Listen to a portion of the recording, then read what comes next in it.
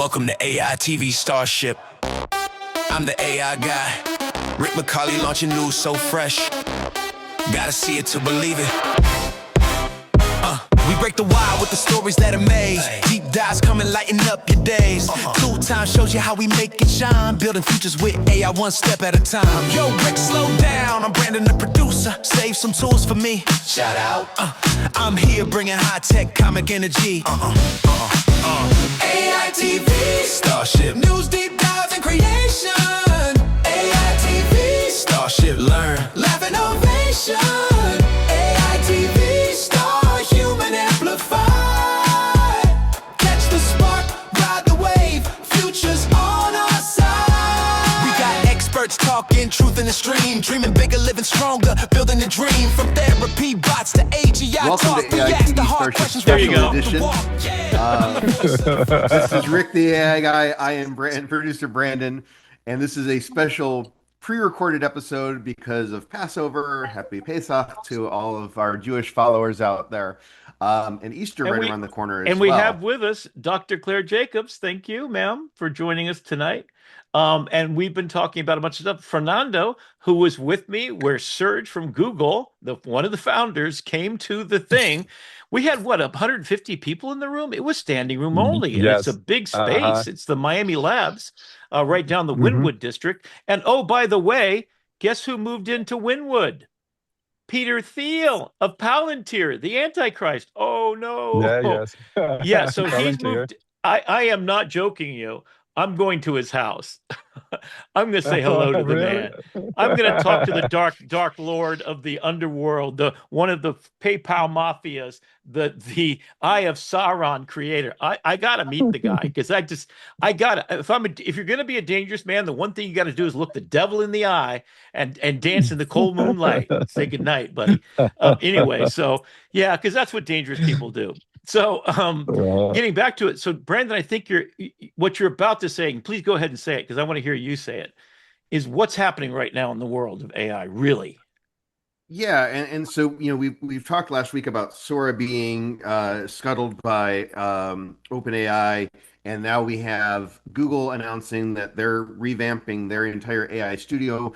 What we've started to see, and it's happened with the internet, this happens every time there's a new thing, is you see this proliferation and fragmentation of the experience as everyone just tries to figure out where the outer boundaries are.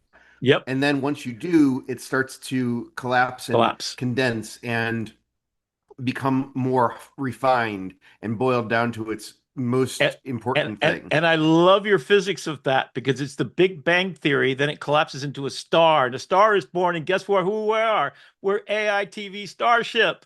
There you go. Yep. That landed the whole plane. So that's actually it.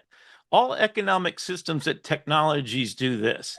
They try to be everything to everybody, and they figure out where they can make money. What happened in this journey just now that we witnessed, and this is a big picture. This is a metacognitive thing. So once you get this, you're going to unlock code. This is what I love to do, as I like to get to the complex to the simple. And the simple is this.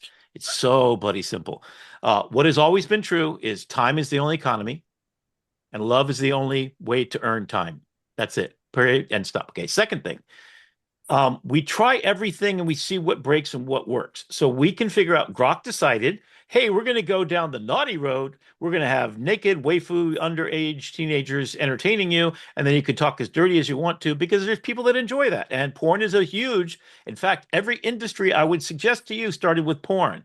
The first photographs that were most successful was pornography. I swear to you, first video, first everything was porn. Why? Because we're human animals. So the first thing we're going to do is see if we can procreate in ways that we could never do before. What's the most successful financial thing is porn until it became free. Just like music, porn became free. So then who pays for it? And then who wants it? And then you overdose. So you get the people that are morphine addicts all of a sudden, because if something's preternaturally bigger than what it's supposed to be in your thing, you're not about love. You're about porn. It's like, so lust, we have I think is the word you're looking for. What's that?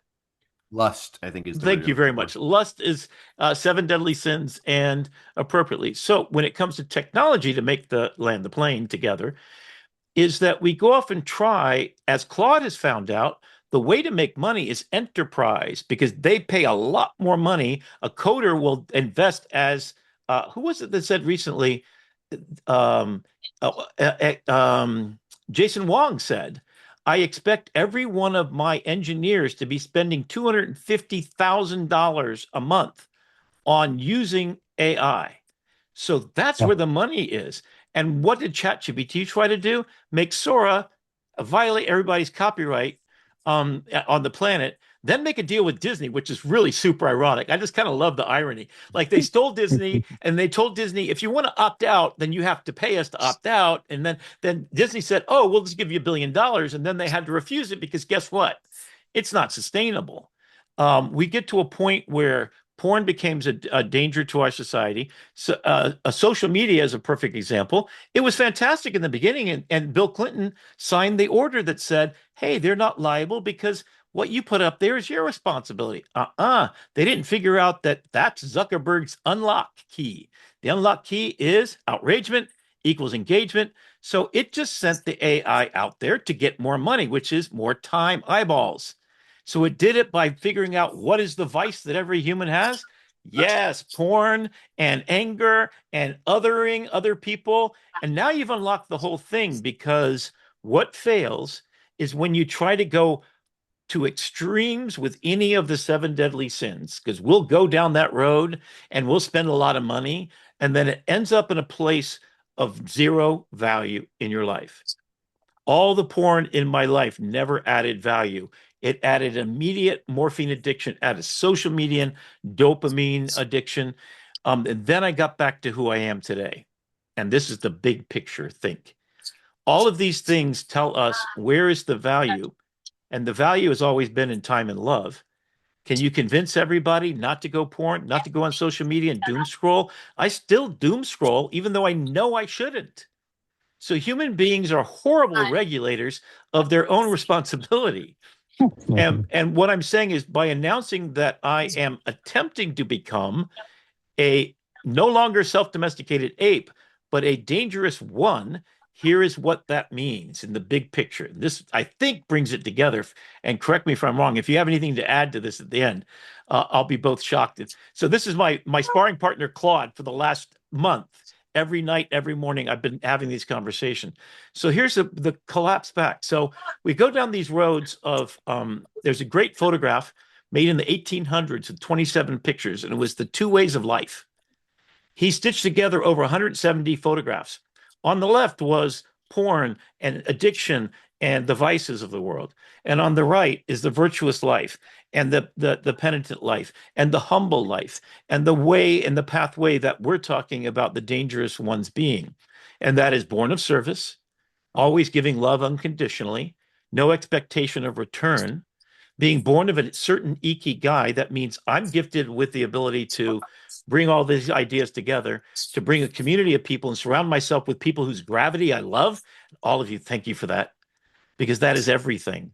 Because if a dangerous person cannot exist and do a thing by themselves, and so community building is the number one thing.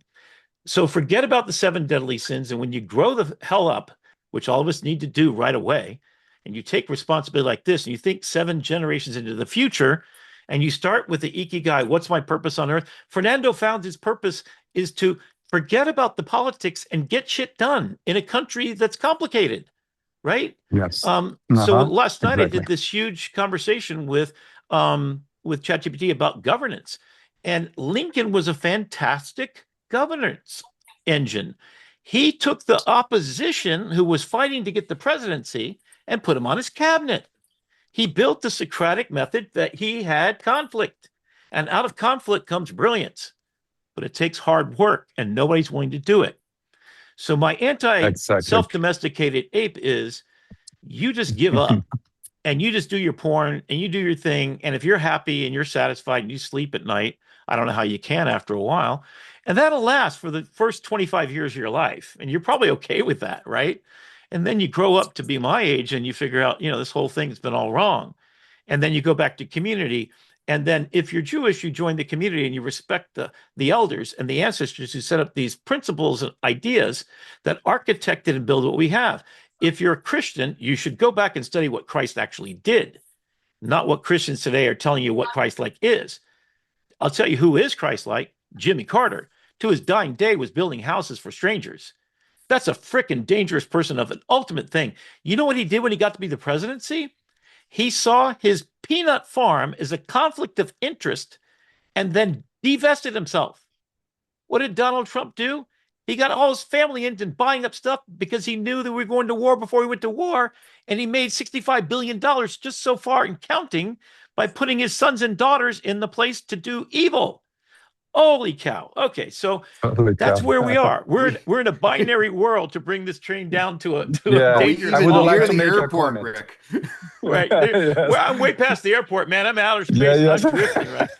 Yeah, I in think space. I, I would like I to make a comment yes, to please. what you Okay, said. so now I'm going to land We the plane and let you guys talk. yes. Just very quick. After all you said, and you said 100%, I agree. The thing is, we are responsible. We, the dangerous, and focus on the well-being. We are responsible to navigate correctly.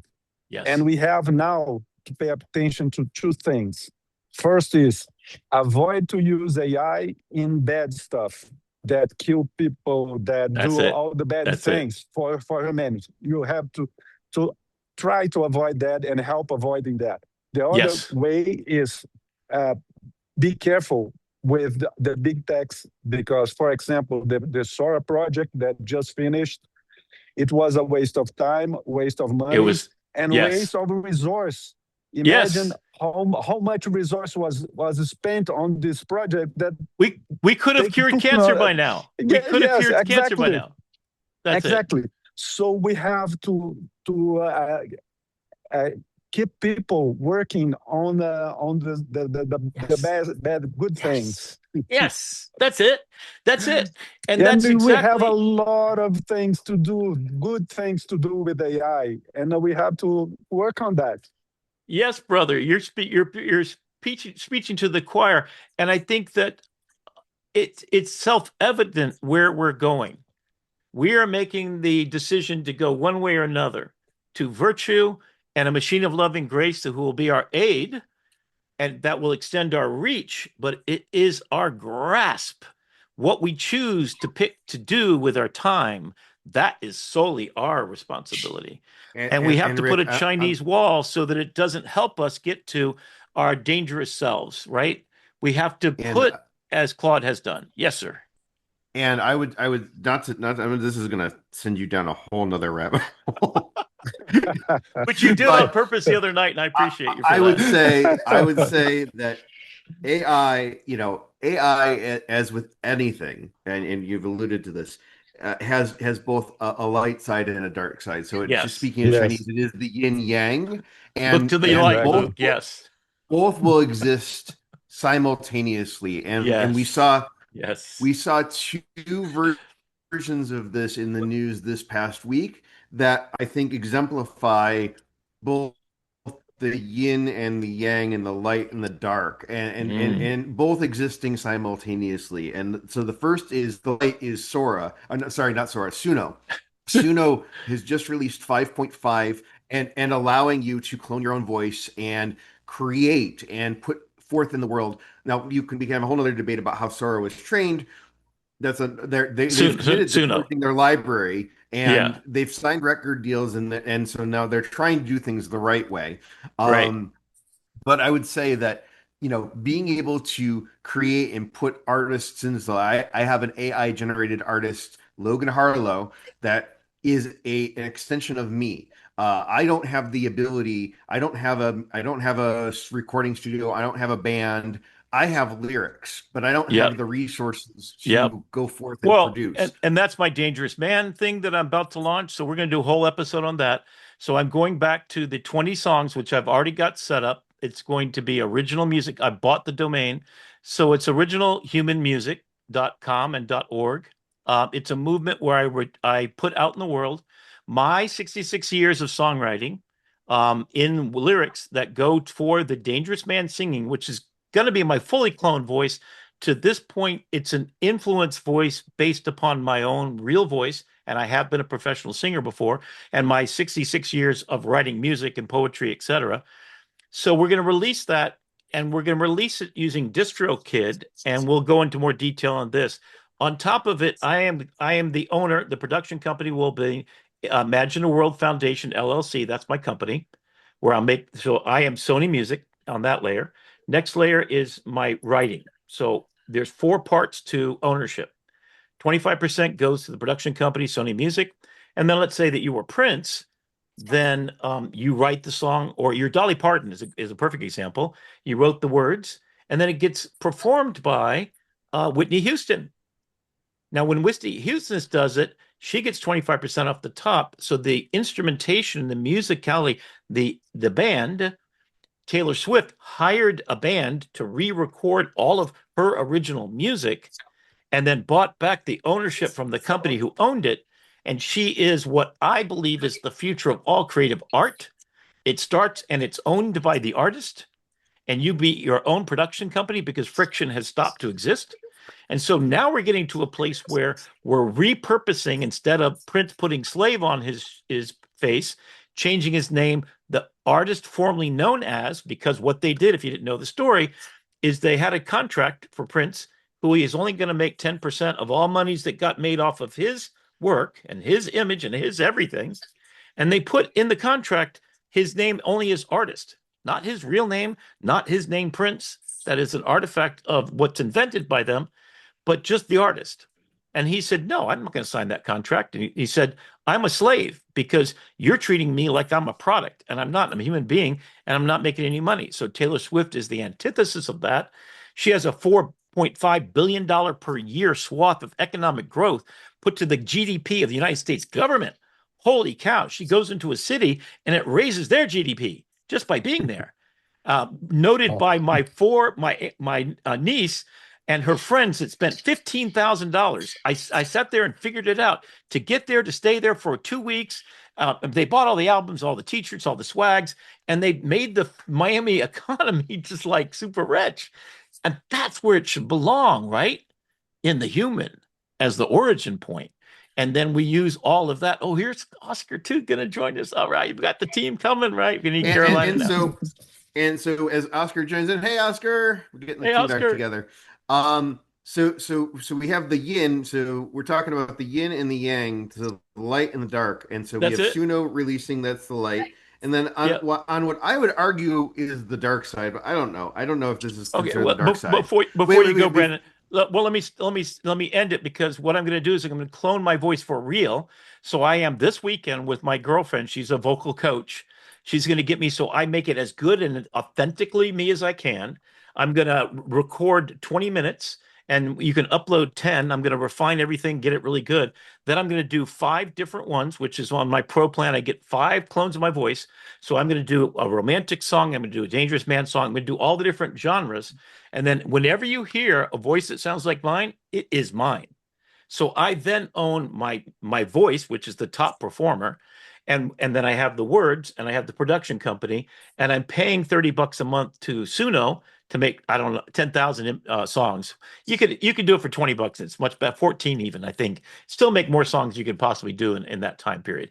And then I'm going to put it out on the internet, and I'm going to make money off of that. Everybody downloads it on 27 different platforms. That's what DistroKid does. It distributes to all these platforms for us, and then it puts a ledger in there. So then I'm going to go on my website. You come to my website, you sign a contract, you say, I'm going to give you the music, but you do the karaoke part on top. That means you sing it in your own voice. You put it out there, and every time my song sells, that you sell it with your voice, you get 25% ka-ching, ka-ching.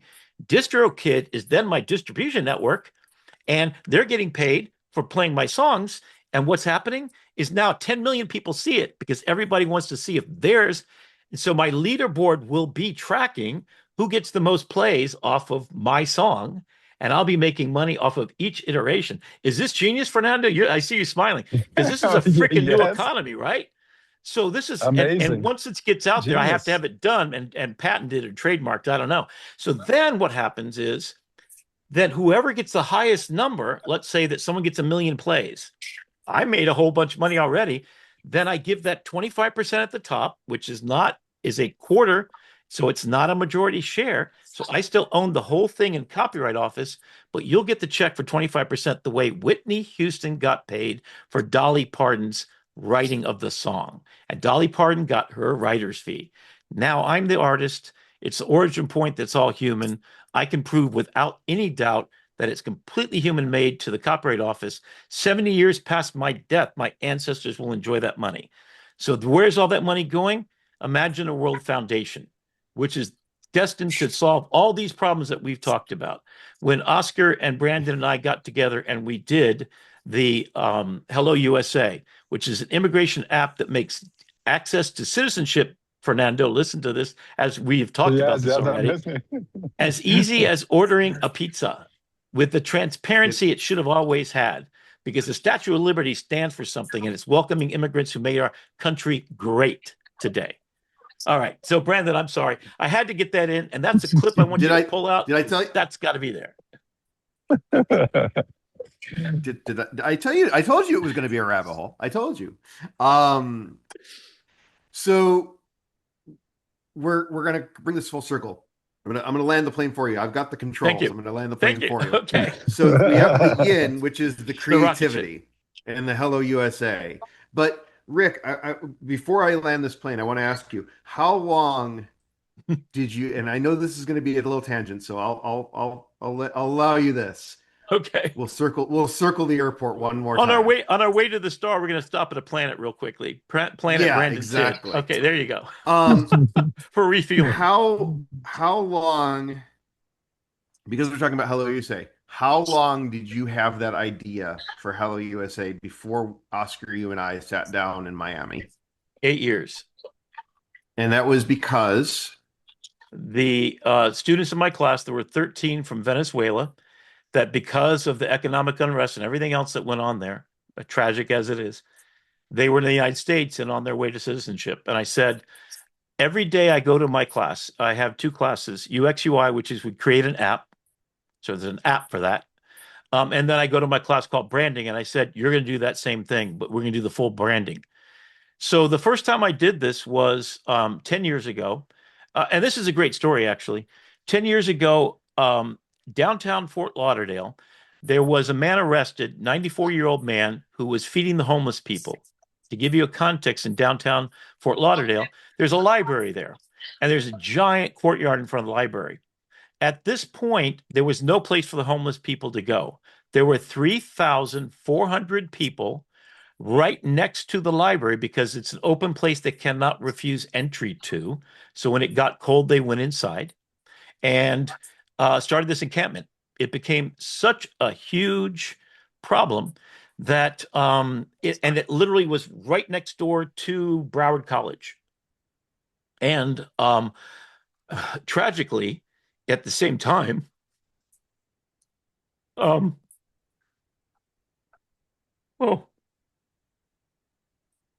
there was a homeless man in front of our building, captured by Broward College cameras, security cameras, who was beat to death with baseball bats by a group of thugs who didn't like homeless people, that ended up being neighbors of mine in Plantation. And so this 94-year-old guy tries to feed the homeless people just to give them something to sustain themselves. And I would go there all the time and do whatever I could. And then it became a problem. So the homeless guy got arrested and put in jail at 94 years old, made international news. In Japan, I watched it. In Shanghai, I saw it. Wherever the news was. It was an embarrassment. And the reason why was kind of a practical one. We had not solved the homeless problem. We weren't even close. And America still hasn't done that. California has an epidemic. And there's hopes that, maybe AI will help solve it, which I'm on a mission to do that too. So that started my whole moonshots. At the time, it was moonshots, and now it's Starship journey. So let me round the plane up. So because of the hate, so I went to my class and I said, as always, let's solve that problem. And they came up with 2 solutions, which were brilliant. Number one, they came up, and there was a food truck that was paying $100. 3 food trucks would come every day in front of our building. And we were right in the middle of downtown. So you had business people showing up, buying food, and then students. And we get tacos one day and we get lobster rolls the next day. It was like fantastic, right? And there was a little Dunkin' Donuts downstairs, but there was no business downtown, right? So we had the homeless on one side, we had food trucks. So I divided the class in half. I said, you're going to compete to who has the best solution. Guess the first one is Fryer Truck. I wanted to call it Robin Hood just to be literate about it, right? You rob from the rich and you give to the poor. Here's what you do. You go and you buy a sandwich for yourself, you pay $10. You buy food for all and you pay 20. That night, that food truck goes to where the homeless people are in a safe place, out of the purview of tourists. The problem really was downtown Fort Lauderdale was losing tourist money, which is 90% of our income for the state of Florida, by the way, because the homeless people made it untenable to walk down there. It wasn't safe, and it wasn't. But they haven't solved the problem. So instead, they arrested this 94-year-old guy, and then these idiots killed this man because he was homeless, unhoused. That's the correct word. Thank you very much. All right, so let me wrap that back to the next step, which was the other group said, so a food truck that during the day feeds the populace and at nighttime it goes, and it has on next to it a police officer that's there, medical attention, and perhaps the most profound things that I've ever had happen in my life, shower me with love.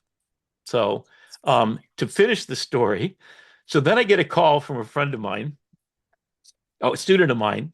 She's a professional tennis player, and all of her life, she was like number 3 in the world or 4 in the world, something like that. Martha is her name, Martha Gazon.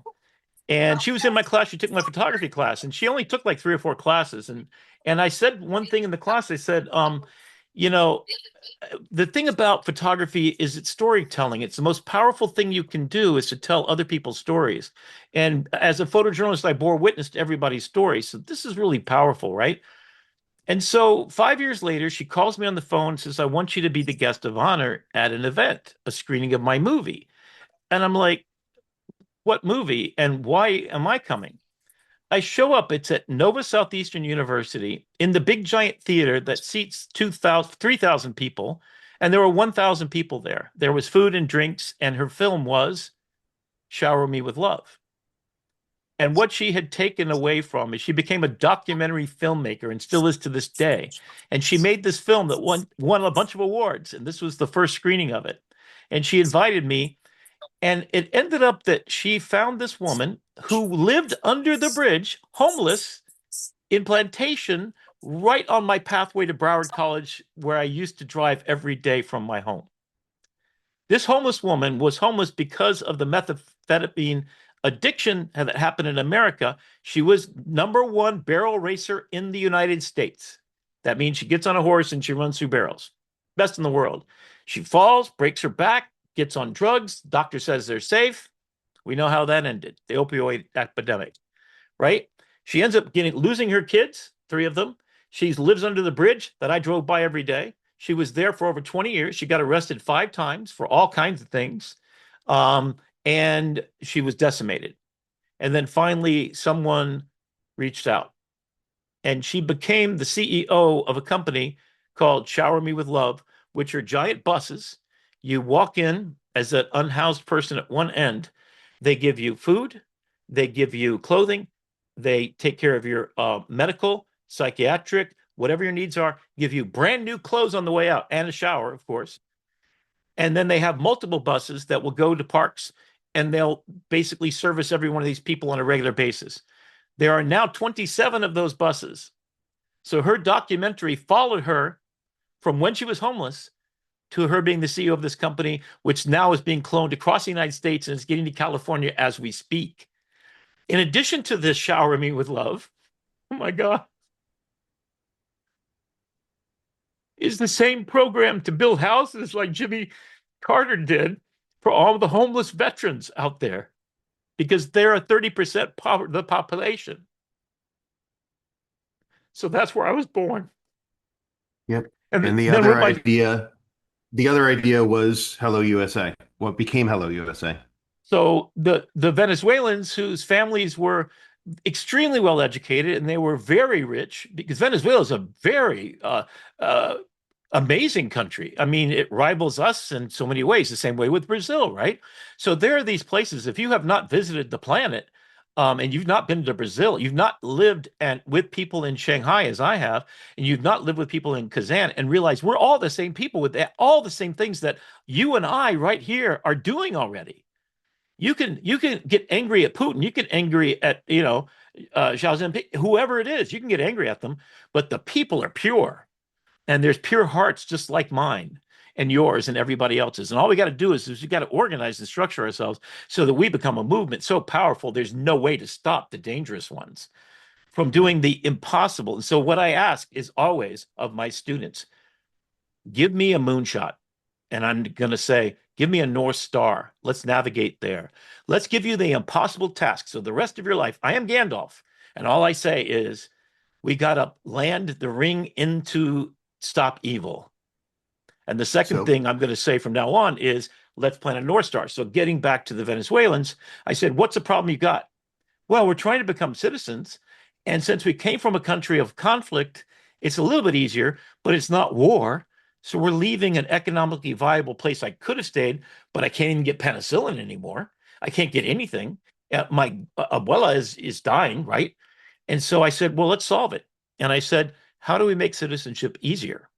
And of course, that was 7 years ago. And now with ICE, it was vital that we do this and we land this rocket ship. And I'm going to start to say that from now on.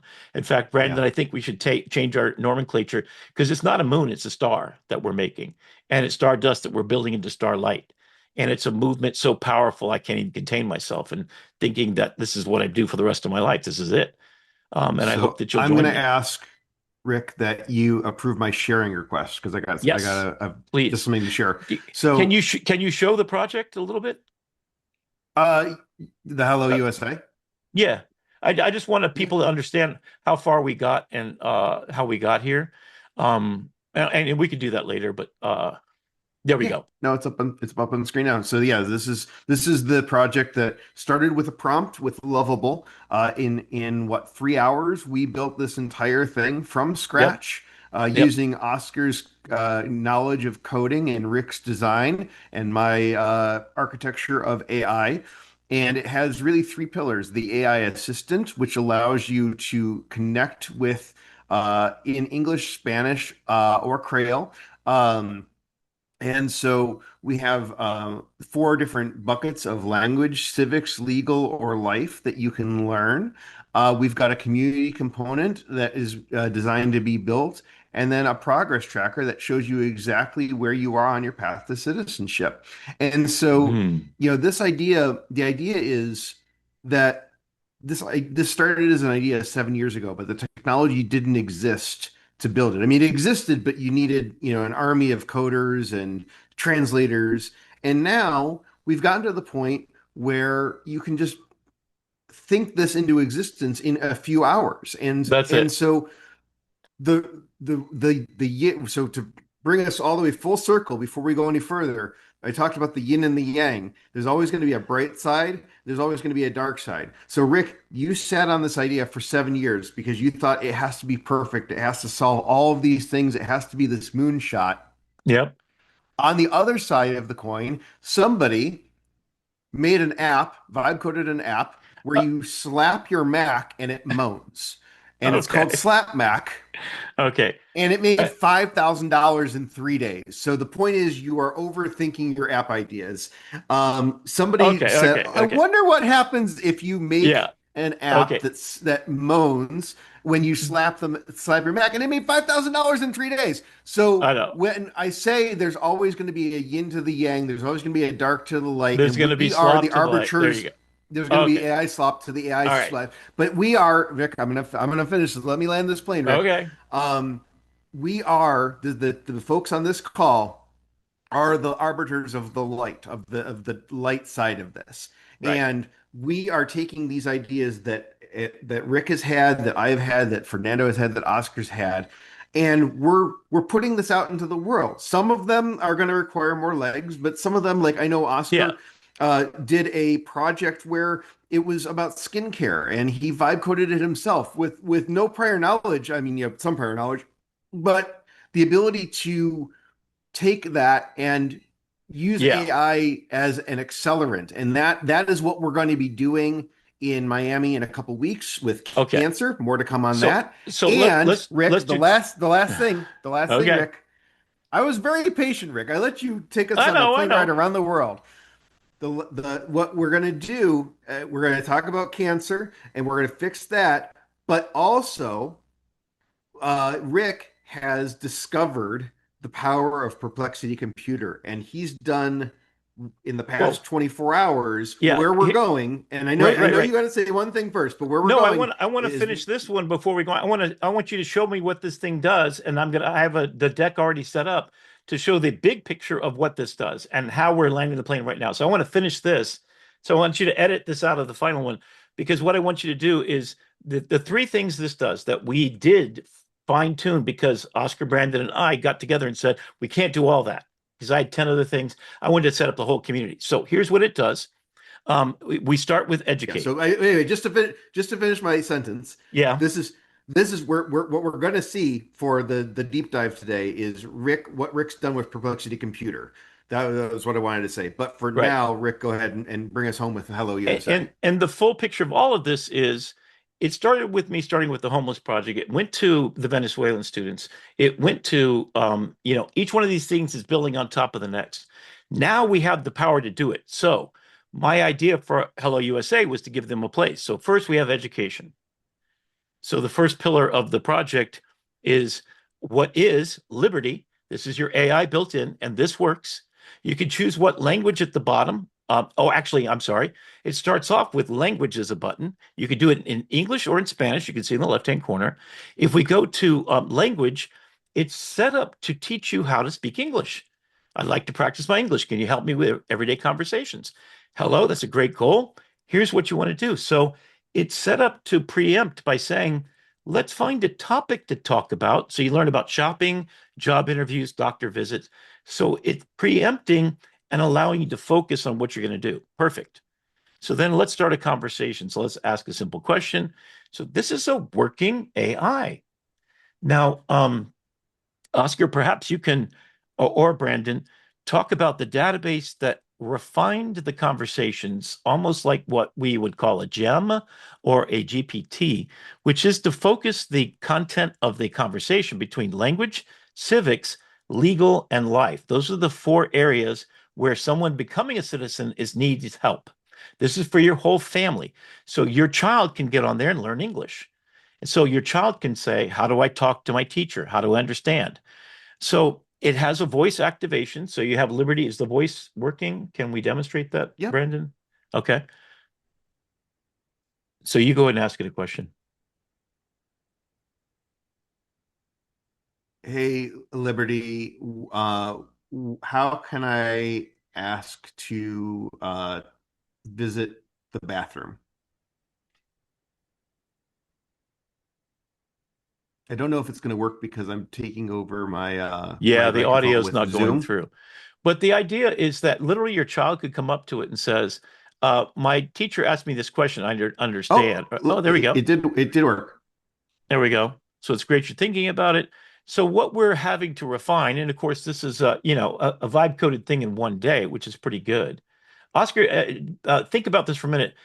Tell me where your database strengths allow it to focus on what its parameters are going to be, so it doesn't become a large language model, but a focus language model. Is that correct? Yeah, when you you grab some knowledge, some piece of information, maybe it's a big piece, you can summarize that information and then you create a special file that you can load into this database, right? Right. And once you load that file, the application is an answer based on that source. No, it's not going to go to internet to find the answer. It's going to Gotcha. be fed Gotcha. by that source. So let me make sure, because this is super important for every other project we're about to go through today, which we're going to go through four of them, by the way, just to give you guys expectations. You're welcome to jump out if you have to. But I want to finish this one. We'll be and here that until is- 8 o'clock tonight. Yeah, I know. Well, but what I think is what reason why Oscar and Brandon and I were able to do this so quickly is because Oscar was then refining the parameters. So we're not looking at access to the internet, which might cost us API credits, right? And correct me technically if I'm wrong on any of these things, because this is going to be super important in a minute as I try to understand, as the orchestrator of this whole situation. We're using Oscar for the super strength to focus the knowledge so that it's just doing English language questions. And it's not thinking about, do I have cancer or not, right?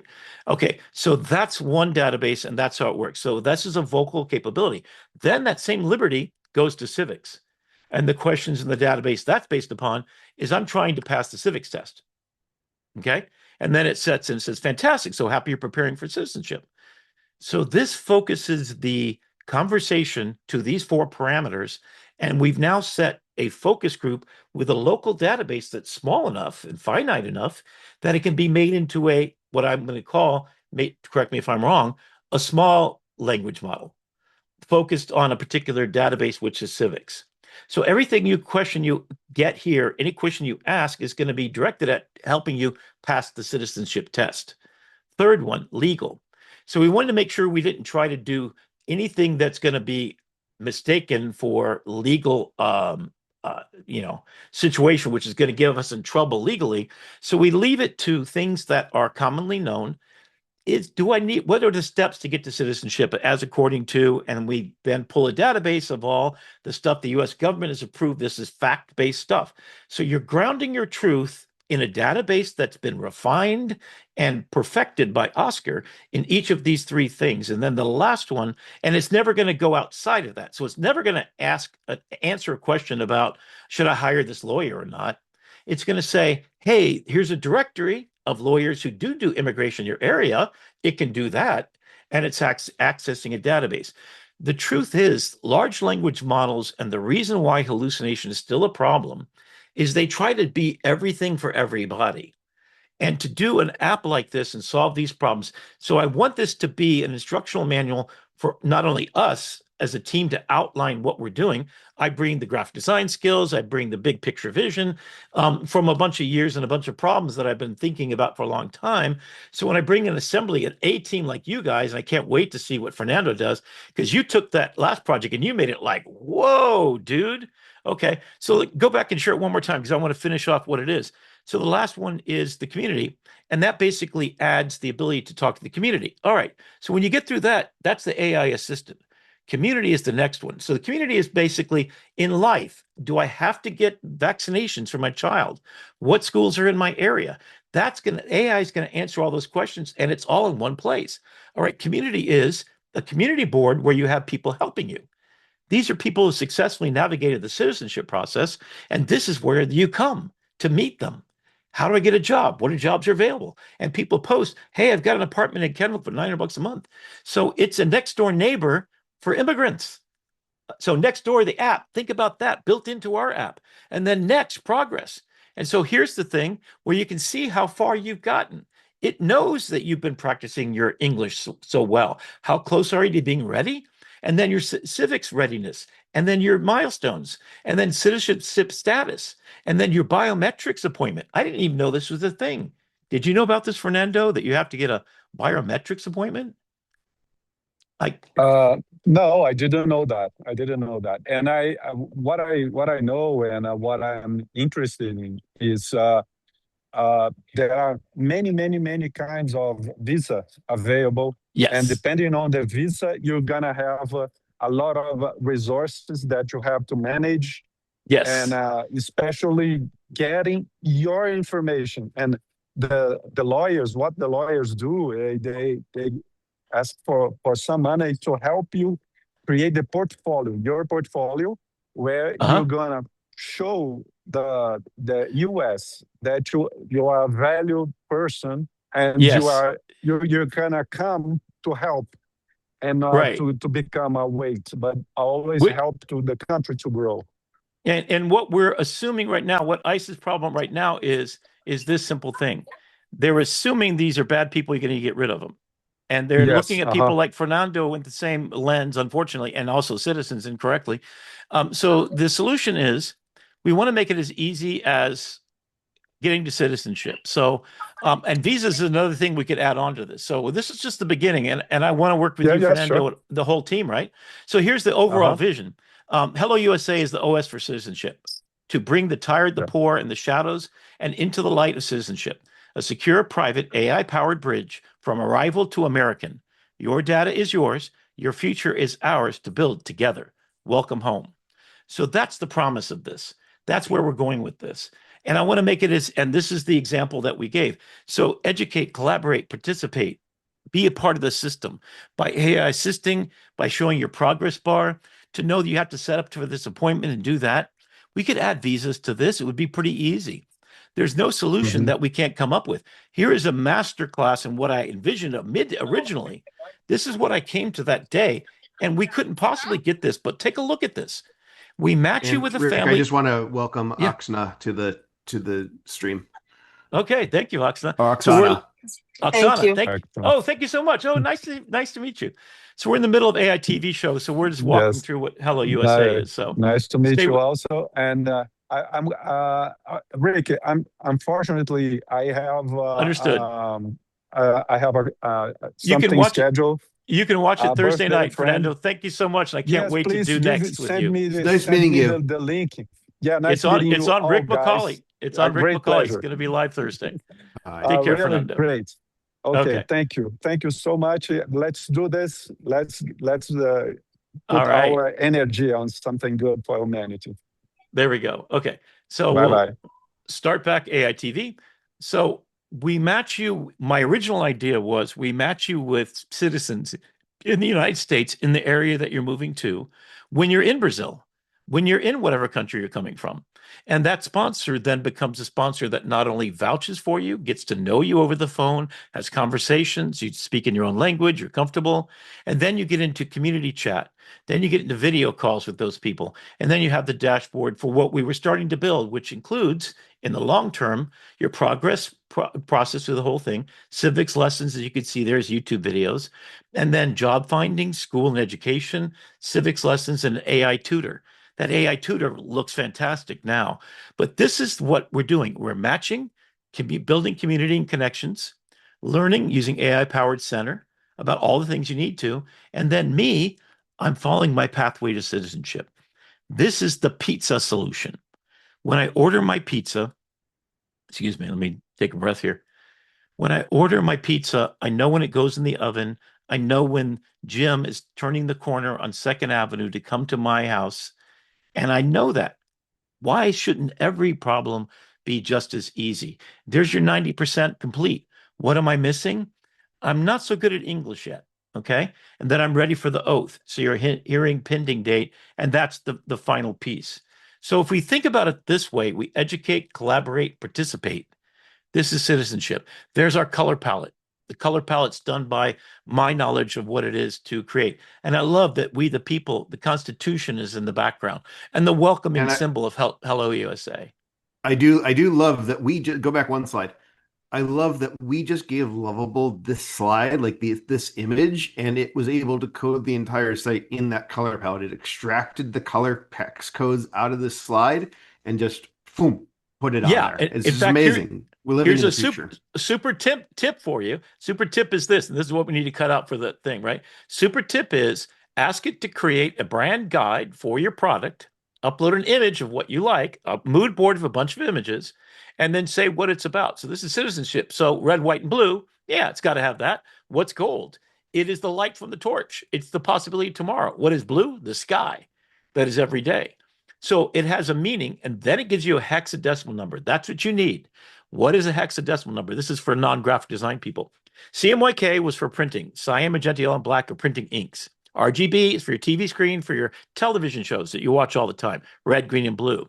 Hexadecimal is agreed upon color palette for the entire internet. If you're on a Mac, your pictures are brighter because your tomorrow is brighter because you're on a Mac, right? If you're on a PC, it's 20% darker. Hexadecimal doesn't care where you are. It says this color will appear on that machine because that's the code that's in the binary part of the HTML. So if you know that, and it doesn't matter.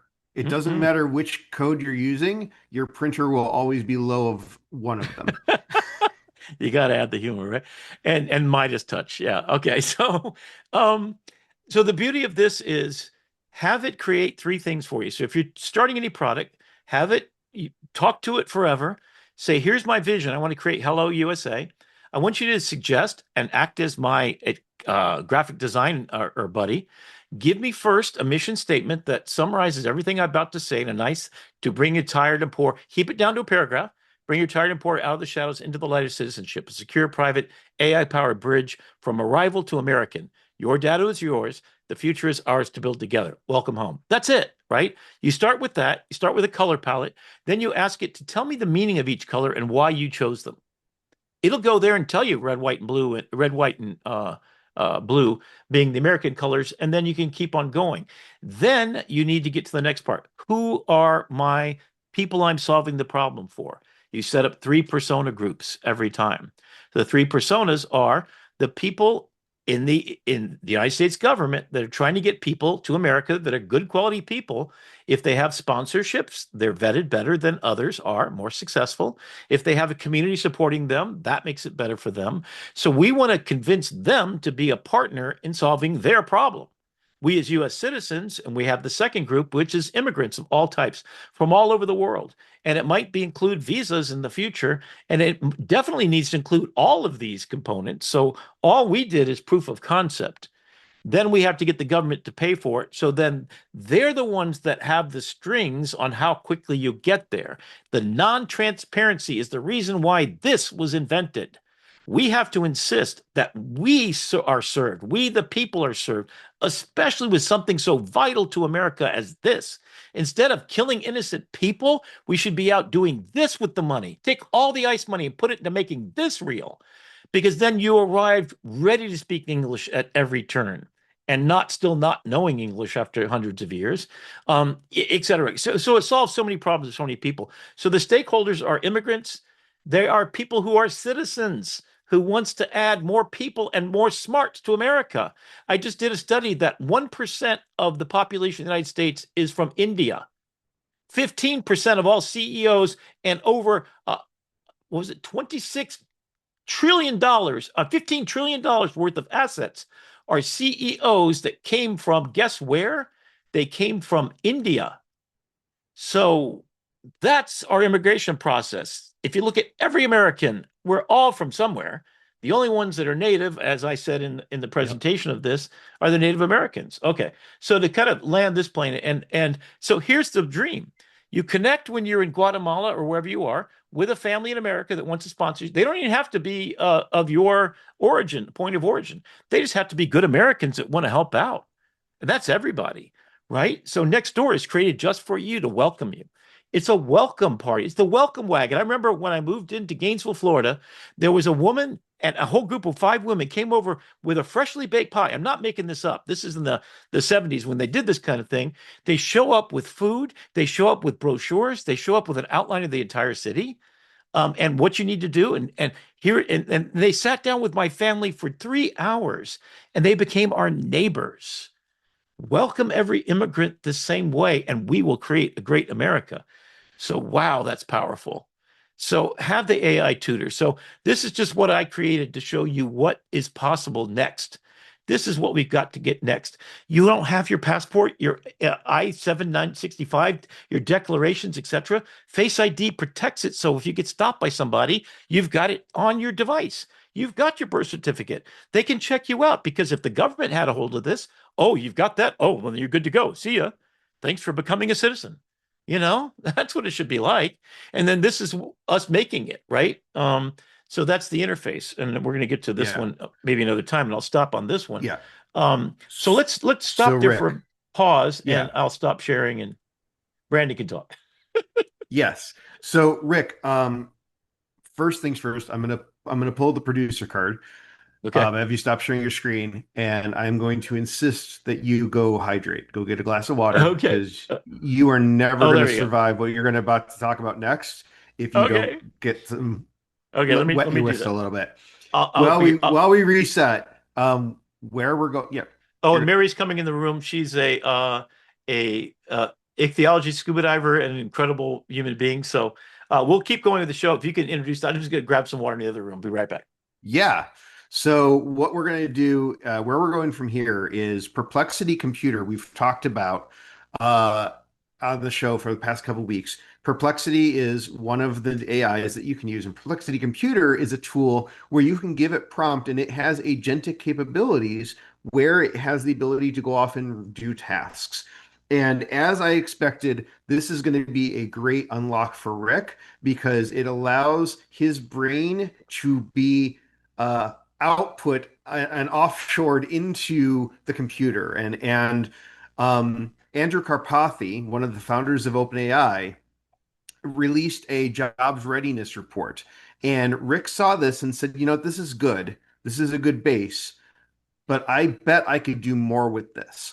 And for just a few thousand token credits, and in about, what is it, 38 minutes, Rick created something mind-blowing. And so welcome along to AITV Starship Deep Space Initiative into Perplexity Computer.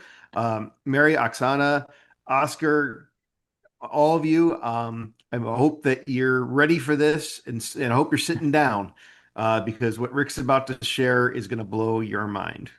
Okay, so I'm sitting down. first, thanks, Mary and Oksana, too, for joining. I just want to let you know this is being televised. It will be on TV this coming Thursday night. If you want to hang out, cool. But just to watch, if you would. If you want to take yourself off video, then that's cool. I will be more than happy to stay after, and you can come back later and we'll talk, Mary. We have an idea for fish identification that will be automated because Mary goes around the world, scuba dives. That's where I met her, where we were at the same event where the scientist sonogrammed a whale shark. And she is incredible, and she works with it worldwide, with other people who count how many fish there are in a particular location and then share a database.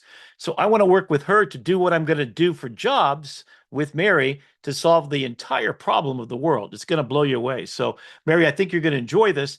But what, Mary, I want you to think about is imagine that what I'm about to show you that has to do with jobs in America can be applied to fish identification. And as I talked to briefly Mary today about it, she's at the Scottish Festival in Davie. That's why she's there with her. So what the concept is, as you go underwater, what she does is she has a slate and she counts the number of fish in a population, and then she puts it in a database. We do things like photograph the side of a whale shark, and their identification can be uploaded to a database so we know whether that whale shark has been seen before.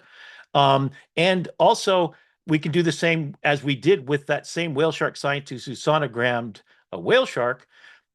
We tagged the whale sharks for 2-year tags. So 2 pregnant whale sharks, we knew where they were for 2 full years. And then we put tags in about 17 mantas.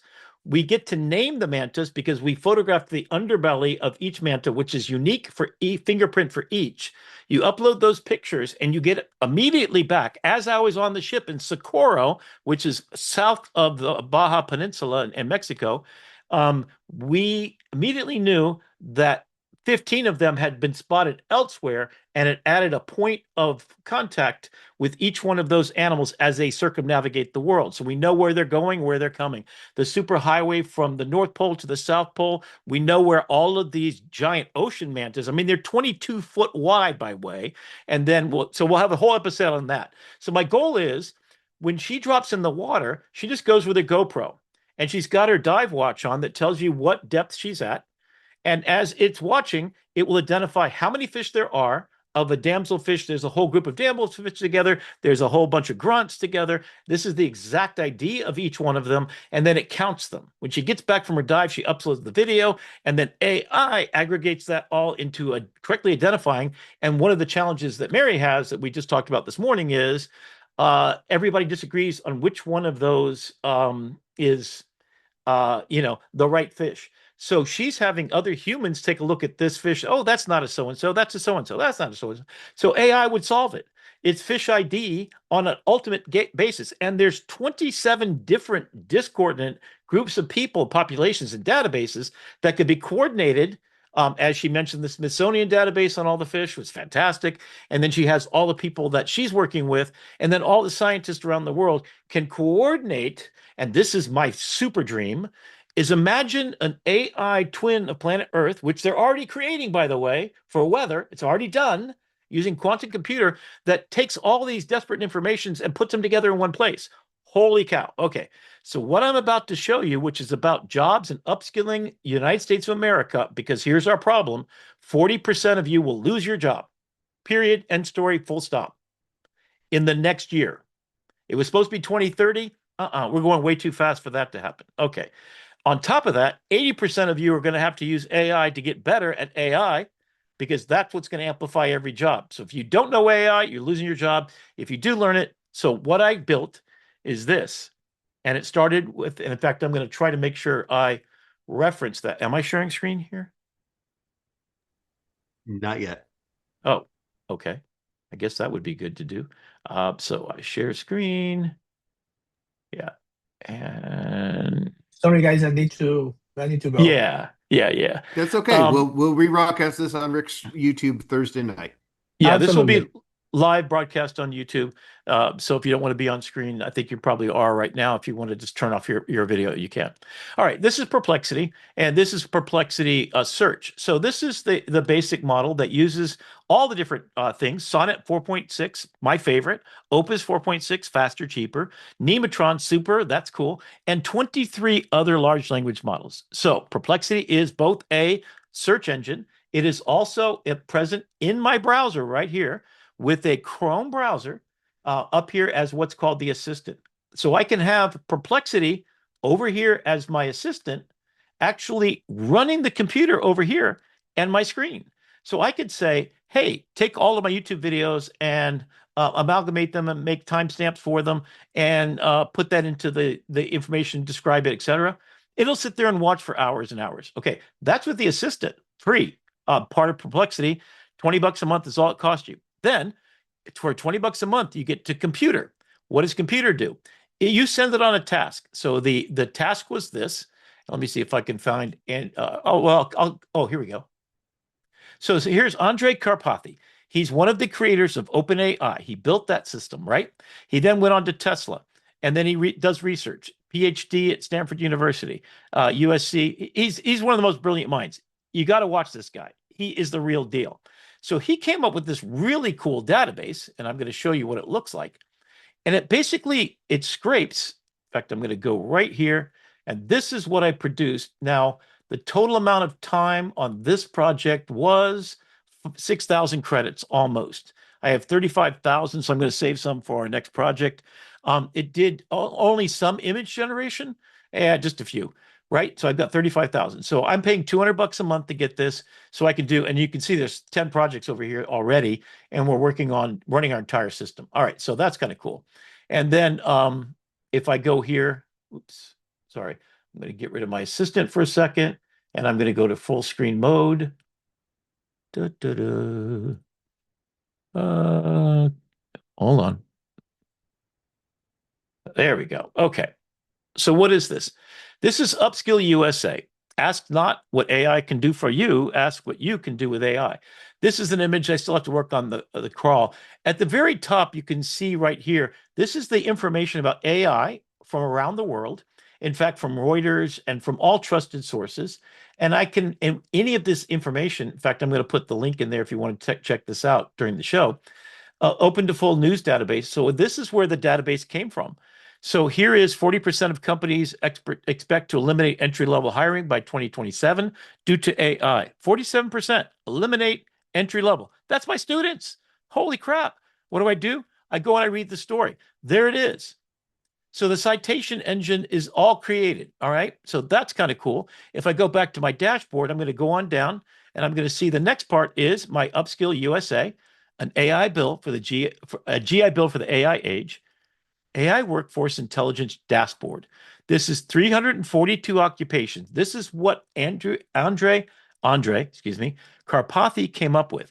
He basically tied U.S. labor statistics of 342 occupations, which represents 143 million jobs in America, in real time shows a displacement tracking for them.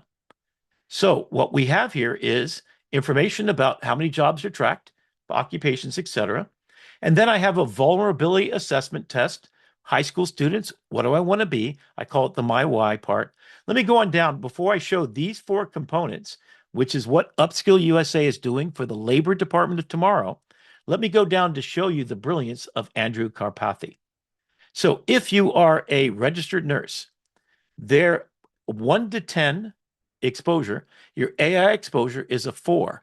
That means you're pretty safe. A 10 would be, you've lost your job yesterday, buddy. I'm sorry, you're in a call center. That doesn't exist anymore.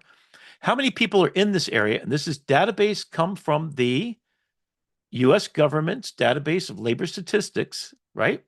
And when you click on it, you see just immediately what your vulnerability is, 6 out of 10. That means it's shifting. It's becoming more vulnerable as AI starts to do more things for you in your appointment. How many people are we talking about? 3,391,000. What's the median pay? 93.6. In fact, Broward College educates what? 35,000 of those a year. And there's still not enough, right?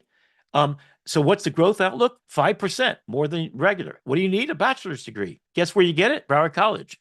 So eventually I'm going to be able to drill down and get you an actual job based on this as a start point. And to show you what this looks like, here is the heads up panel that I just coded this last night.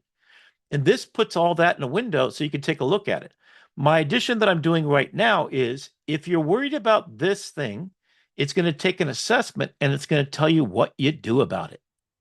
Can I go back to school and get a degree at Broward College? Oh, there's a 2-week program. So you're working at Baptist Hospital? Come here for 2 weeks, and we're going to make your breast cancer screening turn into 1,000 people per year saved because of the education that your hospital sent you back for. What are you going to be? Much more powerful lifesaver. So the assessment is going to take whatever your interest is, your understanding that AI is exposing you a little bit to not having a job if you're a 10, but potentially the shifting and upskilling. So there's 2 parts. There's reskilling. That means you lost your job. Think all truck drivers, all Waymo drivers, all Uber drivers, right? All Uber drivers, you buy yourself a Waymo and then you leave in your garage and you have it drive around and pay for itself. And your income is coming from owning the company. That's a new economic system that I'm proposing, right? So you can come right here and do all this. This is the idea. And then if I go to Bureau of Labor Statistics, this is the U.S. Bureau of Statistics. If we talked about Oscar's database, this is what Oscar will be looking for. What are the databases? So Claire the other day came up with something I thought was really amazing. And so she told me about a database where I can go deeper than this. So the problem here is I'm limited to basically looking at 352 occupations. So let me go a little bit further. And so it breaks it down into vulnerabilities, AI exposure. And what I'm going to do is right now, this is set up this way. This is the index. That should be at the top. And it should never use very subtle. This is not ADA compliant. So Americans with disabilities would get all upset at this because if you can't see color, this is useless. And it doesn't make logical sense. They keep changing the way they do it. So that's my next big thing. Median pay, well, so you can roll over it and figure it out, but you can, education required. So we need a new set of skills here. So I'm going to be doing that. Then we go further. Big picture. So the number of jobs out of the 300, in fact, it should say that here, that are very safe are only 9. And where the vulnerability is up in the red, these are the 165 people that better get on it. The 60 already lost their jobs. And who are the most exposed? Medical transcriptionists. I didn't expect that. These are the top 10. Desktop publishers, I know that I don't teach that anymore. In fact, we're not even teaching desktop publishing anymore as part of our curriculum as graphic design. When I started, 99% of my students went there. So stuff shifts. So these are 10 people. These are the people that better start looking right now. In fact, my preparation agent will rewrite your curriculum. It'll do an assessment of who you are and what your ikigai statement is. Then it will realign if you have to go back for training or what your willingness to move to another city, what your willingness to do other kinds of jobs. Do you like working outside? So it does a whole what colors my parachute sort of assessment to figure out what your purpose built to do. Then it tells you the pathway to get there. Then it prepares your preparation letter to go to take a class online. It shows you where it is and makes links available to you. So it's a full service from here I have a problem with AI, taking my job, and you've got a roadmap all the way through to the finish line. And then before you even attend one of our 8-hour seminars around the United States of America, this is every Saturday taught by college professors because they have no skin in the game. They don't represent Microsoft or anybody else. They're just looking for something to do to make extra money because they're not getting paid enough. That's another issue for another time. And then they go to City Hall and they meet with the Chambers of Commerce. And in one room is the business. In the next room is all their employees. And we do this again and again and again. But we have a website that this is going to be expanded to having all of the entry level information, all the videos, all of the YouTube videos that we can make and put on here. It's going to be one giant Upskill USA that hopefully everybody gets involved in. But I'm going to start it by seeding it with everything that I've ever done and put it in a format that is Upskill USA branded. That's my idea, and I'm trademarking it and copywriting it. On the right side, and all my money is going back into making the next moonshot land. So if you think this is greedy, it's absolutely just the opposite. This is everything for the rest of my life is a gift to the world. And that's how I'm going to leave it. I don't need anything, so I'm good. So the safest jobs are athletes and that kind of stuff. And construction workers, as of recently, and janitors definitely are gone, I think, because I've seen robots clean toilets in an entire bathroom in such speed, never taking a cigarette break and never doing some things that people at Broward College that do this are doing. So then we come down here, and this is what I want to advance on as well. What are the sectors heat map? What is happening right now?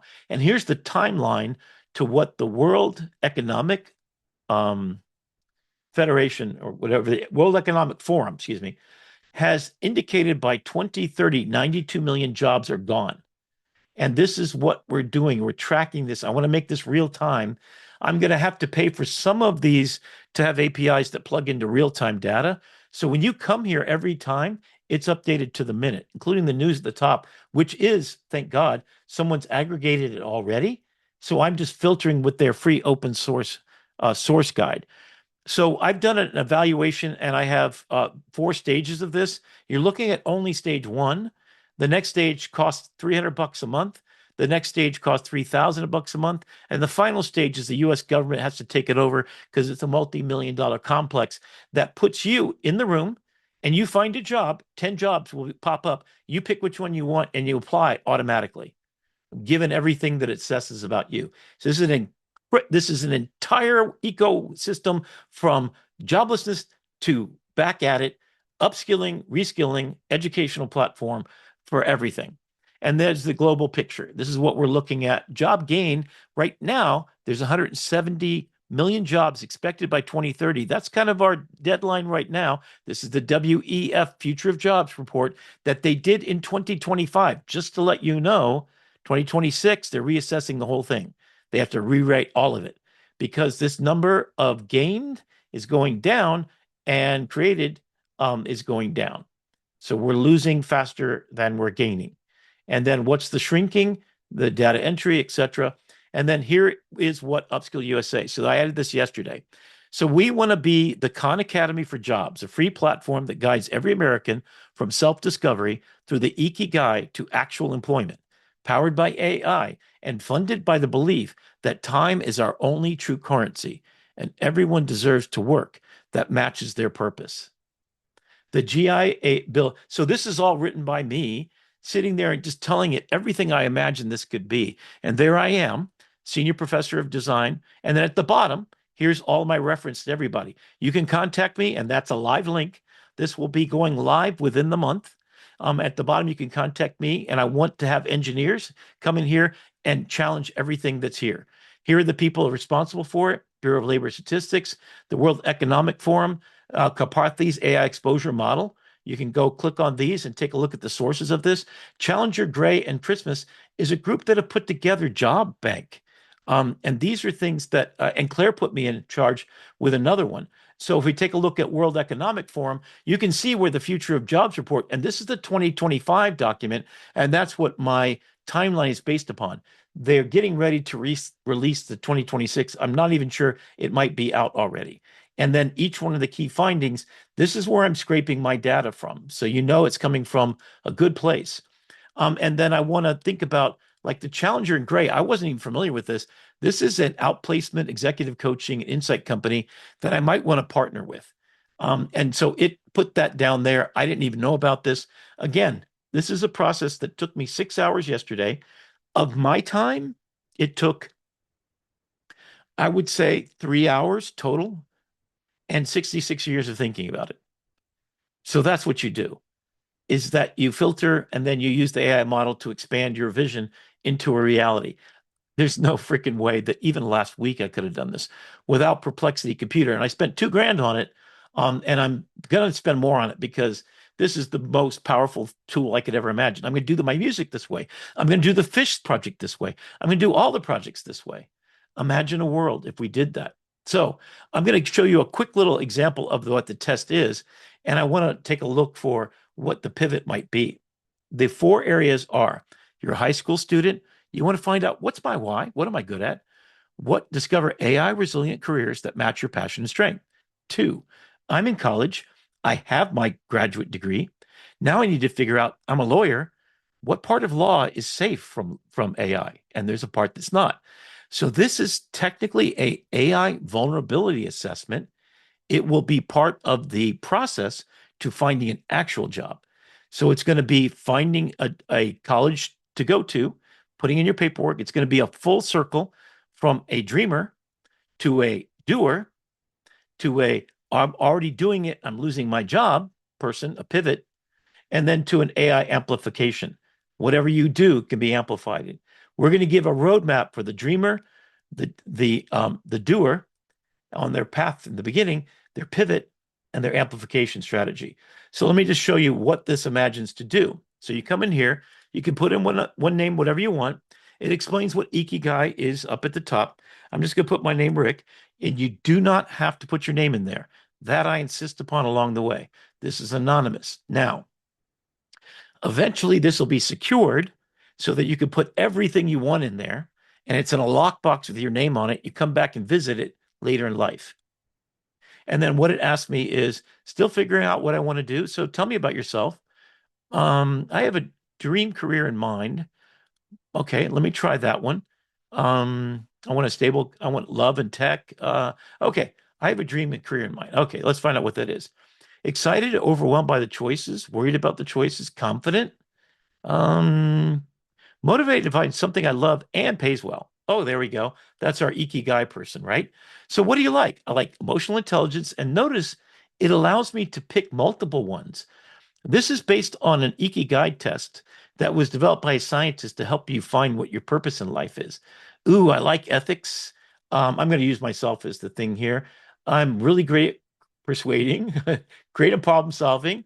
I don't really like to be the leader, although I will if I have to. I'm scientifically curious, and I'm adaptable and relationship building and teaching and mentoring. Oh, that's a lot. All right, so I'm perfect. So I want to do education, all right, or creative and artistic. Let me try business and let me try business and finance just to see what I would do in business and finance. So I like to work with people face to face. Let me get a remote. For this one, let me just try a couple here. Let me try these two. Working in high stakes situations. I'm good at that. Creativity. There we go. I hate data. All right. So there we go. And then here's what it's saying: athletic trainer, chiropractor, home health person. Yeah. Occupational therapist. I don't think these are really that good for me. So this is where I need refining. Now, what it did is it picked 12 matches out of 342. The problem is 342 is not a broad enough spectrum for me to find a job for even myself. It tells me the job growth. So, home health and personal care aides. My son has become a a personal trainer, and I don't see that here. So this is the next step where I need to fix it before I can go forward. But let's just say that I want to become a massage therapist. Okay, maybe I could do that, right? So then, and it says pick a few. Okay, athletic trainer. I'll put my son in there, pretend I'm doing it, and physical trainer. Okay, now give me comparison side by side. Check this out. So there it is. And then it tells you the analysis, the AI analysis for each of these jobs. Now, when I go to the full thing, of course, so these are people that are safe. It tells you what your score is in vulnerability. So they're fairly safe. AI exposure, not, right? How many people employed in that thing? So this one, home health and personal hair, wow, that's the big one, right? So if I want the largest audience, and I want to make sure I live here locally, this will be part of the tree of decision making to what question it does next. And the idea is that you can then skip over and you can start to load. Here's your personal things that you want to do, strong career choices. So you'd be able to print this out at any point or go on to the next steps, which is generate a summary and do the rest of the stuff, or return back to more questions, right? So this would be a modular kind of process, probably 10 steps from thinking about what do I want to do for a living, finding that out. So you take that test in high school, and then it goes across each thing during your lifetime, and ending with an actual 10 jobs to the way LinkedIn is supposed to be working. In fact, I imagine LinkedIn has one of the hugest databases for jobs, and it has a way already built into LinkedIn. How do I prepare for this job? Tell me the 5,000 jobs scraping my data that I'm ready for. So if this was built into LinkedIn and then became its own website that perhaps your company pays for because you want upskilling, this could be the whole thing for unemployment solved. That's my goal. So it's an incredible start. There's incredible touch points there. And I think all of you out there are thinking, you did that in one day or less than $100. And to make it real, it's $200 a month maybe to keep it going. And then all I got to do is find somebody that wants to do it. So this is available to LinkedIn if they want to take the start place. I want the United States government to put over USA, government Upskill USA. That's the big picture dream. And then we can keep dreaming. So to give you an idea of other things we're doing, here's the YouTube clip generator. So this is just to give you an idea of what we're doing with the same product. And you can do this, by the way. Perplexity is $20 a month. You get Perplexity Computer for free. Also, Perplexity can sit on a computer hard drive. You can talk to it through Slack and actually do this remotely. That's next level. So to take a look at what this looks like, where is my board here? Is this the wrong one? Rick, this is a gentle reminder to take a drink. That's going to be my next Vibe Coded project for you, to remind you to take a drink every few minutes. There was also a question from Mary in the audience about Bitcoin and how the AI revolution is going to help those who hold crypto that's right, more money and invest that. Yeah. Oh, it looks like it's not working right now for some reason. Okay. Well, anyway, let me show the AI Starship analytics dashboard to give you an idea. Yeah, crypto. I remember talking to you when you had purchased a bunch of it. Privately, you can tell me later how you're doing with that. But to give you an idea, yes, I would set up for you, Mary, your fish AI thing, and I can workshop that with you. I'm more than happy to, as I'm trying to do that for all scientists across the world, is to give this superpower to basically do exactly what I'm doing here. And to give you an idea of what this is, again, this is the second project I'm showing you. This is our AITV Starship show. To give you, this is the analytics, as it has a plugin that goes right into YouTube. And so it can see how many subscribers. So my goal is to make it monetized, meaning YouTube is going to pay for Brandon, pay for all of us to have enough money to do other projects. So here is the pathway to that. We're shy. In fact, like and subscribe, please. That helps us out. If you want to help us on our mission, and you can see our mission is worthwhile, please just like and subscribe. And then if you really want to help us, set your computer on and have it watch every single episode from beginning to end while it sits in a closet somewhere, and come back when it's done. And then I will get my watched hours up to the 4,000 I need. We're at 850 right now. So this is telling me everything about it. And here's a quick way to get there. Here's the missions and what total view and et cetera. Here's where people are watching us. And this is where I started with the creativity up front. People want to get something to take away immediately. That's what this is. So I'm showing you how Mary can apply what I've done to jobs and what I'm doing to figure out how to make money off of AI to simply everything in your life. Have it be your companion to make you more powerful. We realize that news is the last thing they wanted to see. They don't want to see the news. There's 12 million other people doing it better. So we're going to start doing more things that are educational, mission tools, and North Star projects. And I think the North Star after this episode is going to go to the top because it's creative, it's educational, it's mission, it's North Star, it's all the above. So you can see that all of those projects I showed you earlier and talking about the homelessness, I want each one of those chopped into separate things. So you'll be able to see those in the North Star playlist. So then I've had it go through and figure out what's the top one. Hamilton, the music video. I want to make it so I can click on that and take a look at it. The quick tips in AI Firefly, 68 views. That's number one. Critical Gap, we need to get a lot more of those. So what Brandon did is he created a Perplexity computer, which we're going to add on to this master dashboard that went out and looked at all these shorts, which are 90-second clips out of each one of these episodes. So when Brandon and it looked at them, then chose what out of 100 and something, the best ones. Are you there, Brandon? Yeah, out of 400, it shows 150 of the best ones. And then it did what? And then it downloaded all of them. We had it add end cards and upload and schedule them out. So it's posting Your them YouTube automated. channel. Yes. Yep. All from Perplexity Computer. Okay.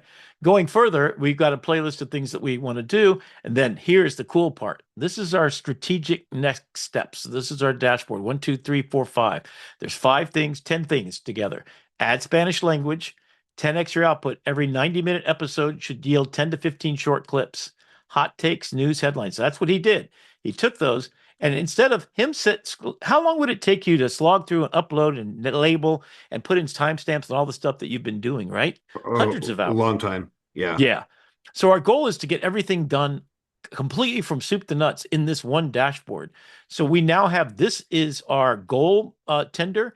And then this is our production workflow that was added the second time I did this. It's a Monday through Thursday. So basically it plans out the analytics. It comes up with the best stories, the top 10 stories. The one I was trying to show you is a dashboard that searches the internet for the top news stories in 4 categories. I want funny first. I want a deep think like the Anthropic story. I want what new tools are available and how do they work for me. It gets that information. I pick of the 30 it gives me, I pick 15. It then generates, I swear to God, this is true, an entire PowerPoint with images, and images in a separate folder. And then it takes a script, creates the script for Brandon and I to say, put it in the PowerPoint, and I hit download on Thursday morning after I do the live news search. So Thursday AM, I said, update the search, give me the PowerPoint. It loads it to our Google Drive.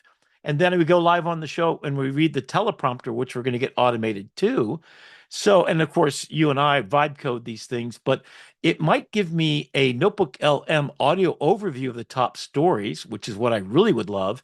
That tells me what I need to know about it, synthesized through Gemini, so that, but right before I go on air, I just sit, I get my water, I drink some warm tea, and I get ready to go on the show.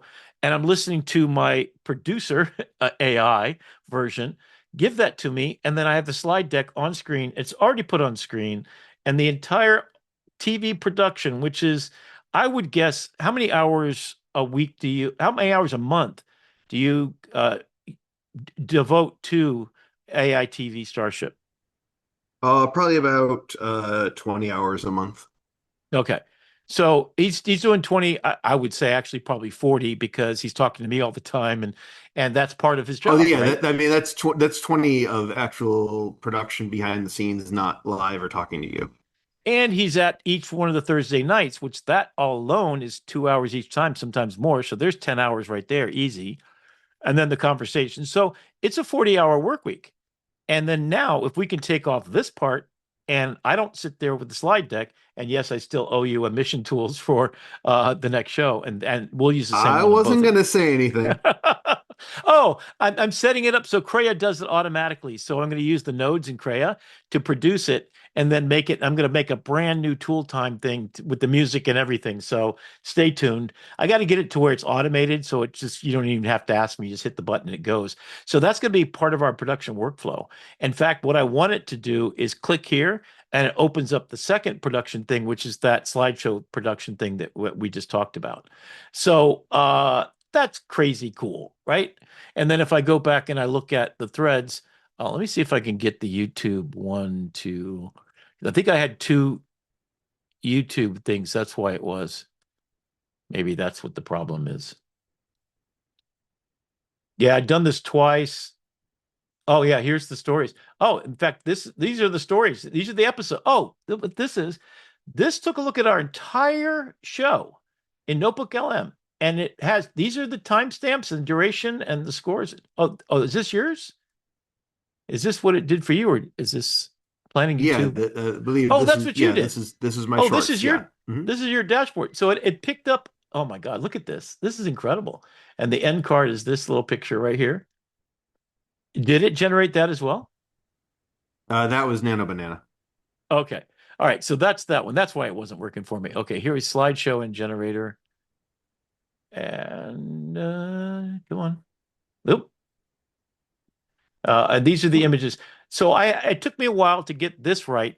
If you notice that this one is from the last episode, it put the lower third down there. So it says Uber Invest and it has the short. It says the source, which I think that's great. As a journalist, I insist upon it and what date and timestamp. These are going to be then put into a little Dropbox.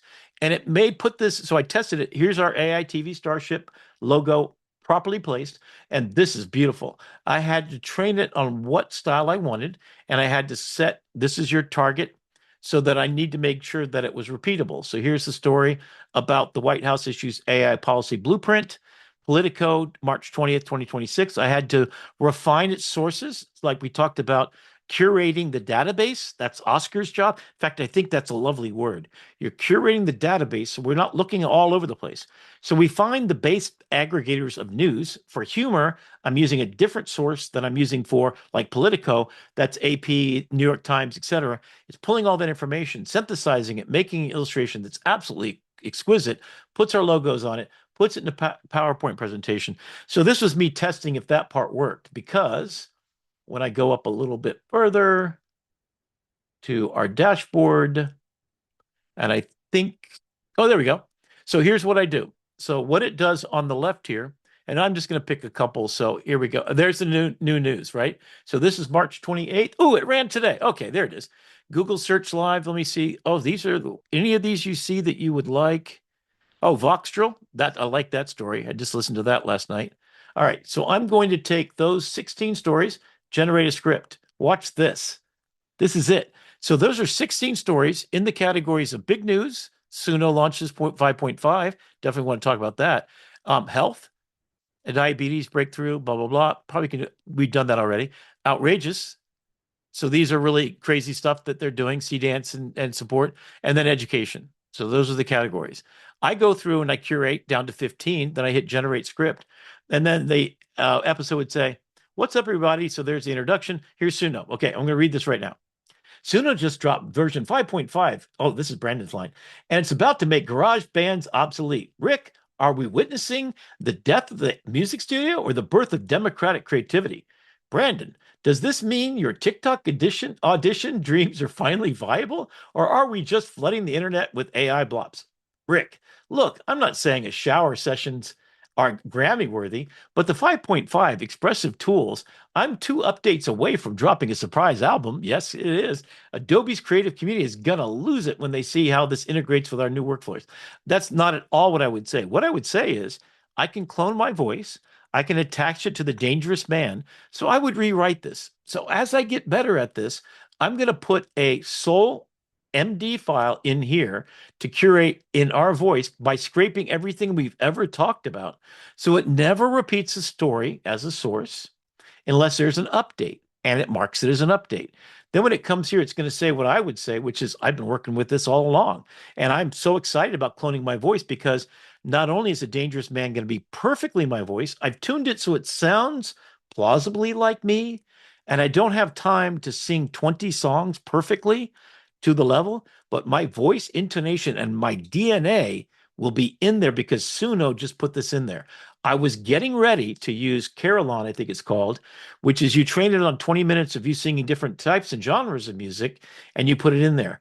What this is going to allow me to do is my 5 genres which are everything from comedy and country western to The Dangerous Man to the romantic Spanish-speaking crooner. Ooh la la, baby. So the next 120 songs I come out with, if it's a male voice and I feel like it deserves my personal attention, will be my voice, my words, and my paying Suno means that I own the entire thing and I can get it copyrighted. And my children are, in this case, not just my family, my actual children, and all the people, the lovely people who helped me out through the years, but my moon mission, I'm sorry, excuse me, got to start over. My Imagine a World Foundation, and it supports me 70 years after my death. All the money that this is going to make. And maybe I do a whoopee cushion version of some slop AI thing just to make the money. I've got some brilliant ideas of what'll make stupid money. Yeah, the Elf on the Shelf to put Viagra in everybody at Santa Claus's North Pole. That's a song I should have released last year. I mean, it's got the potential to outstrip Grandma Got Run Over by a Reindeer song as far as virality. And, it'd just be embarrassing that this noble man, this dangerous man, Rick McCauley, makes all of his money off of a Viagra joke for Christmas. But, if it funds moonshots and star missions, then so be it, right? So that's what it does. And then I click on this button and it generates all of that into a PowerPoint with a separate file. And I'm just going to kind of hide my screen for a second here. And I'm going to hide that screen for a second here. And I'm going to show you what we ended up with last week. In fact, I might have it open and recent. Let me see. Oh, yeah, there we go. So this is our slideshow from last week. And this is the whole show. So you're seeing the whole show. There we are. So there's Fernando and there's Carolina. I hope she'll be able to join us or at least watch this. This is what we vibe coded last week. So this is all me doing all these slides. Then this is what it produced. Now, just to kind of show you, can you see my screen now and my PowerPoint? Yes. Okay. So in the bottom, let me go to one that, oh, these are ones I did separately. Yeah, these are ones that were done before I had the ability to have it make the PowerPoint. Let me get to the ones that it did. Okay, here we go. And you see this? So this is the story about figure one. And so you can see here, I'm going to make it full screen and I'm going to make this go up. So there it is. And in fact, in a couple of these, so this would be teleprompter. If I had two screens, this would literally show up so we could read it here. So I'm going to get it also to format this correctly. So I know where Brandon ends and begins. And then Rick response. In fact, I'm going to read this out loud because it's kind of funny. So if you didn't see it, this is the video right here of Melania and figure one coming in. And I'm going to skip to the part where it introduces itself. First time in White House. Okay, so this is the story. This is the image that got created by that little dashboard you just said. Okay, so here's the news from the White House, actually. Figure one just became the first humanoid robot. Brandon, do you want to read this or can you actually read it? I don't know. It's a little small for me on my screen. I'll pretend. I'll act like Brandon. Just be the first humanoid robot to visit the White House, and it's not here to tour, Rick. What does this really mean for the future of robotics and politics? Is this the moment we celebrate AI's integration in society, or the moment we realize that we're not in control anymore? And then I would say, at the White House is wild. And honestly, after seeing how Congress works, maybe we should let the robot make some decisions too. At least I won't have to tweet 3 a.m. This is the future showing up literally at our front door. Humanoid robot makes history as the first. The summary is, okay. So what I would say, and I think I did say this on the show, is that this is the moment where it came, and it should take over. I actually should have taken the note to talk about Congress because that would be really cool, right? But that's what I did, and that's what I'm able to do. And so the entire show from then on was this, and there's the footnotes. So I am going to set up probably refine each one of these because, as Oscar knows so well, the refining of the data that goes in, the junk has to be removed, right? And it's got to be fine-tuned. And so, but this is a proof of concept, as is the labor Upskill USA thing. and then all of these things. And look at what the beautiful, I mean, these are spectacular graphics. This is Wikipedia not allowing AI, and there's more details on that. CapCut timeline, the new Ray-Ban. So what I wanted to do eventually is I'll have one place I go every Thursday morning, and I sit and have my office meeting with Perplexity's computer and turn on voice mode. By the way, I could have done it all with just my voice, and it could have talked back to me. And that's striking news. There is now real time in Google available for you, super micro real time with great inflected voices right now available as of last night in Gemini. So try that out today. And there's 3 other new features that Google just announced yesterday coming up. And when is their big thing? Is that in May, I think? Their Google. Yeah, Google I/O is coming up in May. May. So that's when all the stuff comes out. But they put together, I mean, 2 quick news bites for you is they put together all of their AI laboratory experiments called AI Studio into one better unified. Still, give me 20 minutes with the folks at Google. Let's just get this thing right. Let's make it as tight as AITV Starship is in production. Let's get some naming conventions. I think they should make their agentic agent Google. They should call it Lobster. And I think that goes along with Nana Banana, since the idiots at naming the original one came up with OpenClaw and then Claudebot, and that's a nightmare. Hire me as a graphic designer. I'll solve your problems. I'm not a graphic designer. Excuse me. Hire as me a thought designer and a human-centric designer. There you go. And then I'll get your stuff fixed. So anyway, they got to fix that, and then they will be the. And we just. And probably we're ready to stop the show now. But there's something I didn't get to on the show is that's my original human. That's the AI. So I realized that what I am in my regular everyday is a humble man. So I'm going to call myself from now on Rick the AI guy. And then I'm going to take up the mantle of the dangerous man at 66. When I'm fighting and I have to have a mask to wear, I become Batman. I become Captain America. Here's my Batman and my Bruce Wayne, my business thinker. And I'm going to be my teacher. And I'm going to be my humble person all along. And I'm going to let it help me make a world where I take Notebook LM and I give you and gift you the gift of making this website, this education guide that I just created. This is a website that takes all of the prompts that I've used to make the image on the left, matches them up. So this is what I put in Notebook LM to get these kind of images. Load up all the data on the left, query it to get it finite, and decide what you want to do. And then enter this prompt to copy and paste in the website version of this. And here's a murder board. So that's something you probably never thought of. How can I take information about finding what fish is what and break it down into a murder scene as all of Mary's friends try to figure out which version of this animal is it? Let's make a murder board out of it and debate it, right? So here's Vanishing Bees. The student actually asked me to work on this. What's the vanishing bee population? What can we do about it? So I'm using Notebook LM to do that.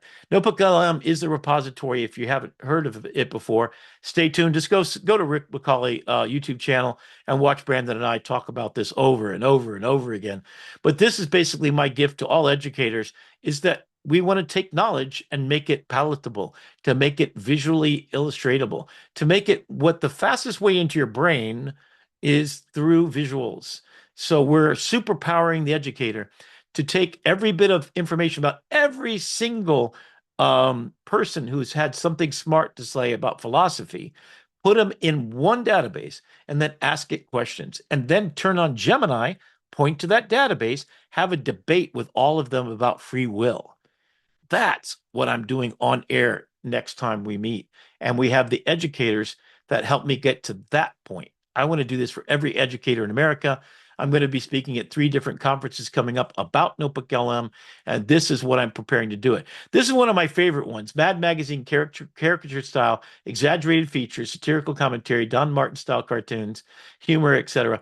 And this is a little bit different than I do. Mine adds 3D to it. So imagine this, which is a real thing. Yep, ready to land. I did not give you permission to use that photo of me on your show.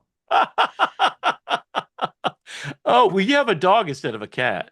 So I you're have gonna two have to. cats and a dog. I'll do it later, maybe. Procrastination. There you go. And what I love is spy versus Oh, I spy thought in the that said top. podcaster. Oh, procrastinator. The Podcast anatomy. procrastinator. Okay, I think we got to take this, Either put your face on way, it, and change it to anatomy of a modern podcaster, a scientific study installing. Oh my God. Okay, then it's yours. In fact, it says abandon hope and it says Brandon hope. That's all we got to do. We just got to change yep, a a few things, Brandon and this Hope. is it. So I'm gonna do a screenshot right now. I'm gonna send it to you, and you can have some fun and see what you can make this into. In fact, maybe you want to load up a whole database and use this pop culture reference here. And it even has fold to reveal a hidden message here. Because I was a huge fan. I had every episode. I got Mad Magazine delivered to my home, even though my parents Yep. hated the idea. I mean, that was the death of education, they thought, right? Social media is the same thing. They were talking Gen Z stare. They called it the boob tube. You know what Gen Z stare is? It's the boob tube. It's, you're suckling off the boob tube. I like that reference better, as I'm a fan of said interface. Gen Z stare doesn't have the sexuality of that I need. So there's cards. There's steampunk, was one of my favorites, and then abracadabra, which I'm not going to get to today. So I think that's probably a pretty good place to stop. Yeah, are we at 2 hour Yeah. mark, or we're past it? We are Actually? coming up on the top of the hour, so Oh man, yeah, let's bring it all together. yeah. So closing out the show for today, I'm gonna stop my sharing. Yeah, thank you for joining us on AITV Starship, little extra special edition, where we've You're all gone to special, play. Rick. Anytime you're in, Well, thank you. In the presence of you, Brandon, absolutely. I agree. and Dr. Claire, And Dr. who Claire, held out for the entire 2 hours. oh my goodness sakes. So I want to thank and I want to think about one thing, and that is community. Thank you, Dr. Claire, for being part of the gravity that surrounds me and gravitates me to you because of the power that you are. We are all adding value to each other's lives, as we all should be. Don't forget, there's only one currency: love and time. And time equals love. And the people that you love the most, go home and devote a little more time to them. Think about what will make them appreciate you and show that you see them. You recognize them. As I recognize branding as being my thought partner, my humor, my person who helps me land planes, literally and figuratively, Brandon. You stop me from being a fire hose and you help me focus. You stop me and remind me every day that the most valuable thing you can do is laugh, to release the tension as you go on incredible moonshots. Oh, can you end by reading your daughter's movie report? I will. That's I will do that. perfect. I will do that after we finish up and say goodbye to everybody. But we will be back live next week. Namaste, as Rick would say, and we'll catch you next time on We can make it come true.